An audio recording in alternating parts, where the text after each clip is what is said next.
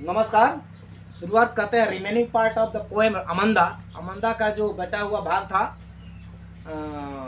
वहाँ से हम शुरुआत करने जा रहे हैं चौथा स्टेंजा से, जिसमें कि अमंदा कल्पना करने जा रही है।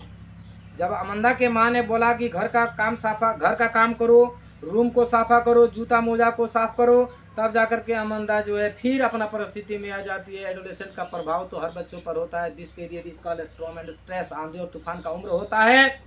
हाँ, बड़ा बढ़िया से सिस्टम से हैंडलिंग करना पड़ता है, नहीं तो इसी उम्र में बच्चे जो है या तो बर्बाद हो जाते हैं या तो अच्छे हो जाते हैं।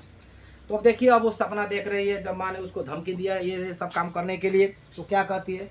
हाँ, I am N orphan roaming the street. I patterns of dust with my whose bare feet. The silence is golden and freedom is sweet. अमंदा जब धमकी खाती है तो क्या सोचती है कि काश अगर मैं अनाथ होती। कोई बच्चा चाहता है क्या कि मैं अनाथ हूँ? लेकिन ये अमंदा चाहती होता है इस उम्र में।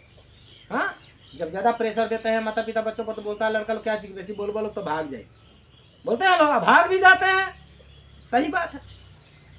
आई एम एन ऑर्फन, मैं पितृमातृहीन होती। हाँ, मैं अनाथ होती। रूमिंग द स्ट्रीट, बिना मतलब का रास्ते पर भटकती घूमती। और patterns of dust with my hushed bare feet, हाँ, खाली पैरों के सहारे धूल से, जो रास्ते पर धूल मिट्टी होता है ना, उससे मैं पैटर्न बनाती। काश मैं अगर अनाथ होती। तो देखिएगा कुछ कुछ ऐसे बच्चे हमारे गांव में भी देखने को मिलता है, जो बच्चे धूल में खेला करते हैं, पैटर्न बनाया करते हैं, यानी कि बचपना।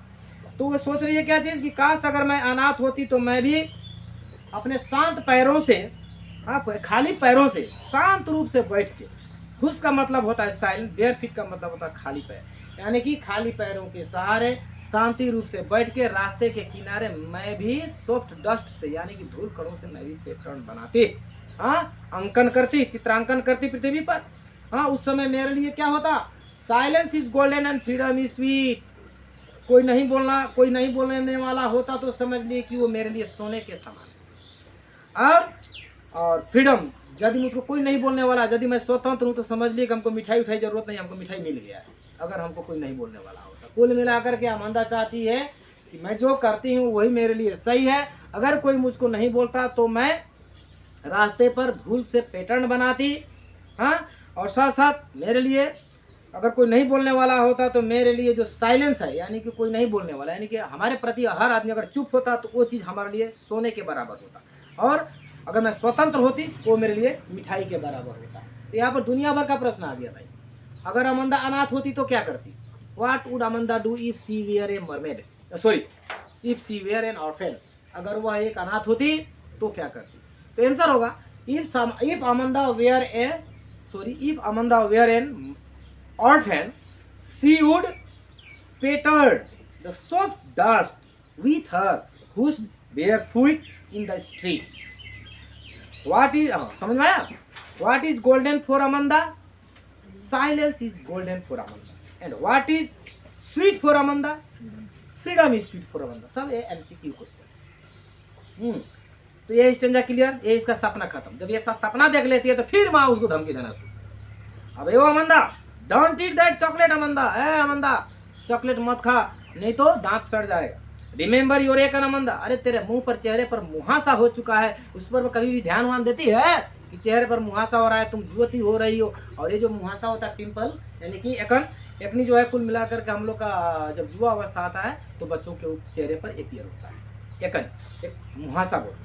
Will you please look at me. जब अमंदा थोड़ा माँ का धमकी खा जाती है तो थोड़ा लड़का का करके मुंह नीचे करके खड़ा हो जाती है। तो माँ क्या बोलती है? हे चेहरा उठा, चेहरा उठा, मैं तुमसे बात कर रही हूँ। I am speaking to you अमंदा।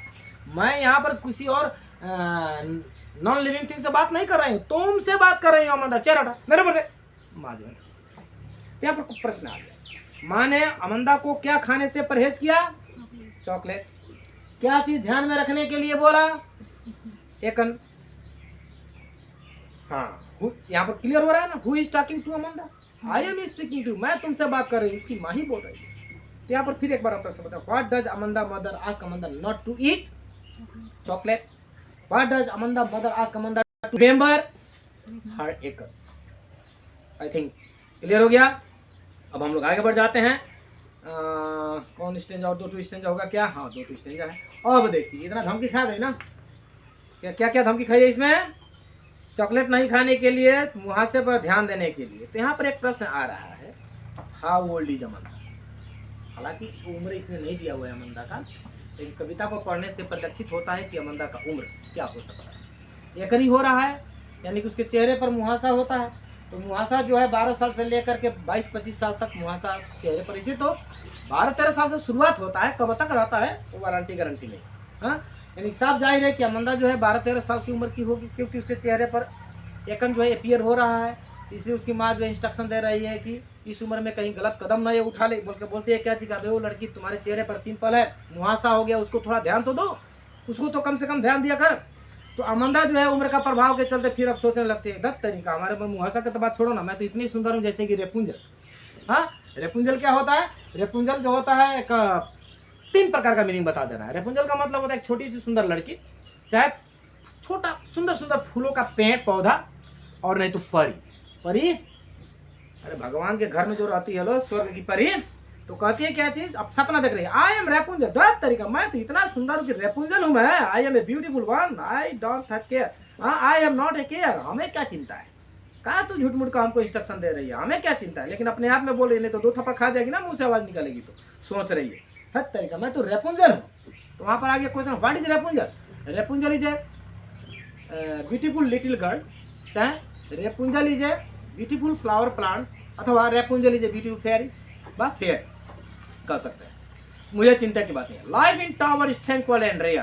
साला जिस तरीके से टावर होता है ना, जियो का टावर, एयरटेल का टावर, बीएसएनएल का टावर जो होता है, कितना आकाश में रहता है, बहुत ऊंचा रहता है और पूरा शांत रहता है, किसी को मैंने हिलाने से भी वो नहीं हिलता है।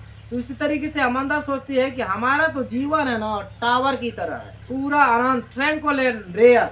ऐसा जिंदगी हर इंसान को उपलब्ध नहीं है, दुर्लभ है ऐसा जिंदगी जैसा अपन का जिंदगी है। और जिस तरीके से टावर पर तो कोई चीज गिरता नहीं है, मान लेते हैं कि हमारा जो टावर है ना, यही टावर है मान लीजिए, इस पर उसका क्या रखा हुआ है, झोपड़ा जो है, यानी कि उसका चूल।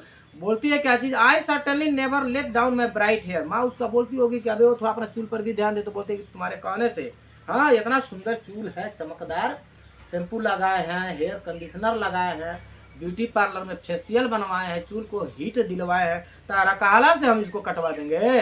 हाँ, तो कभी नहीं कभी नहीं कभी नहीं, मेरा चूल नीचे मैं गिरने नहीं दूंगी अपने चूल को, यानी कि वो कटवाना नहीं चाहती है। मेरा जो जीवन है, ऐसा जीवन किसी को मिलने वाला नहीं है। Life is in tower tranquil and rare. Tranquil का मतलब होता है शांत, रेयर का मतलब होता है दुर्लभ। मेरा जो जीवन है, जिस तरीके से टावर शांत रहता है, मेरा भी जीवन मेरे लिए शांत है, उस टावर की तरह है जिस टावर पर से कोई सामान गिर नहीं सकता है। उसी तरीके से मेरा चूल कभी नहीं गिरेगा। What does Amanda not want to let her down? Her bright hair. What does Amanda wanted to be? Amanda wanted to be as beautiful as Rapunzel. How the life is in tower? The life is tranquil and rare in tower. Tower पर अमंदा का जिंदगी कैसा है? Tranquil में शांत, rare का मतलब दुर्लभ, वैसा जीवन है जो दूसरे के लिए दुर्लभ है। अमंदा अपने आप को ऐसा सोचती है कि मेरे जैसा जीवन किसी और का नहीं हो सकता है। कभी भी मैं अपने चमकता हुआ चमकीली चूल को कभी भी काट छाट के छोटा नहीं करूंगी, चाहे माँ मेरे लिए कुछ भी कर दे। अब फिर जब इतना सपना देख रही है, थोबड़ लटकाई हुई है, डटा रही है बेचारी, अकबर की तरह चुपचाप बैठी हुई है, फिर उसकी माँ बोलती है क्या चाहिए, ओ स्टॉप दैट साल्किंग एट वंस। कहे बकलोल की तरह मुंह बनाइए रे, उदासीनता छाया काहे है तुम्हारे चेहरे पर, चेहरा उठा। हाँ, बकलोल ढेर डटा गई है ना। हाँ, you are always so moody, हमेशा मूडी रहती हो, घमंडी रहती हो अमंदा। Anyone would think that I negative. लोग क्या सोचेंगे रे हमारे बारे में? लोग हमारे बारे में सोचेंगे कि जो माँ है बेटी के ऊपर में ध्यान नहीं देती है, जिसके चलते बेटी बिगड़ते जा रही है। मारेंगे घिस के, एक थप्पड़ तुम्हारा बकलोल ही खत्म हो जाएगा, समझ गई? सीधा सीधी खड़ा रहा, ये मुंह छुछुनर की तरह मत बना। सेडनेस लाई है चेहरे पर, उदासीनता। लोग देखेंगे कि फुगड़ी लड़की है, सीधा चेहरे पर हंसमुख बना अपने चेहरे, हमेशा मूड में रहती है, मारेंगे घिस की तरह मूड का घमंड महमंडे फट जाएगा तुम्हारा। सीधा शांति।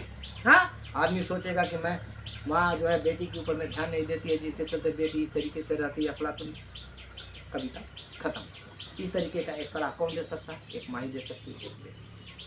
तो प्रश्न जो है आप सुन लीजिए, थोड़ा मीनिंग भी यहाँ पर दिया हुआ है। लैंग्वेज का मतलब होता है रिलैक्स, यानी कि शांत। मीनिंग देता है एग्जाम में, राइम्स भी देता है, मीनिंग भी देता है। ड्रिफ्टिंग का मतलब होता है मूविंग स्लोली, यानी कि धीरे धीरे चलना, बोला गया ना डिप्ट इन द ब्लिसफुली, यानी कि लहरों के साथ धीरे धीरे आगे की ओर बढ़ती और विचरण करती, मजा लेती। पैटर्न का मतलब नहीं, पैटर्न ट्रैंक्विल का मतलब काल्म यानी कि शांत। और जितना इसमें क्वेश्चन दिया हुआ है प्राय सब क्वेश्चन तो हमने आप लोगों को कह दिया।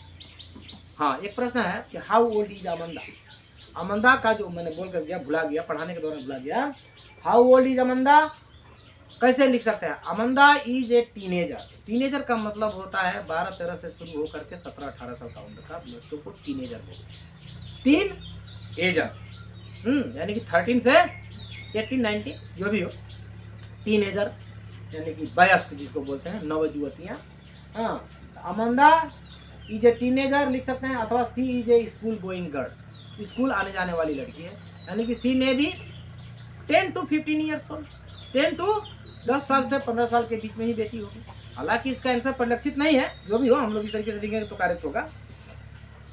तो इस कविता में हम लोगों का इतना ही होगा। कोई प्रॉब्लम होगा तो आप लोग कमेंट में लिखिए और वीडियो को जम करके लाइक कीजिए, ताकि हमको भी पढ़ाने में थोड़ा अच्छा लगे और हमारा भी साहस, आप लोग का लाइक और व्यू ही हमारा साहस को बढ़ा सकता है इस वीडियो में, है ना। फिर मिलते हैं एक ब्रेक के बाद नया चैप्टर और नया टॉपिक्स लेकर। Thank you.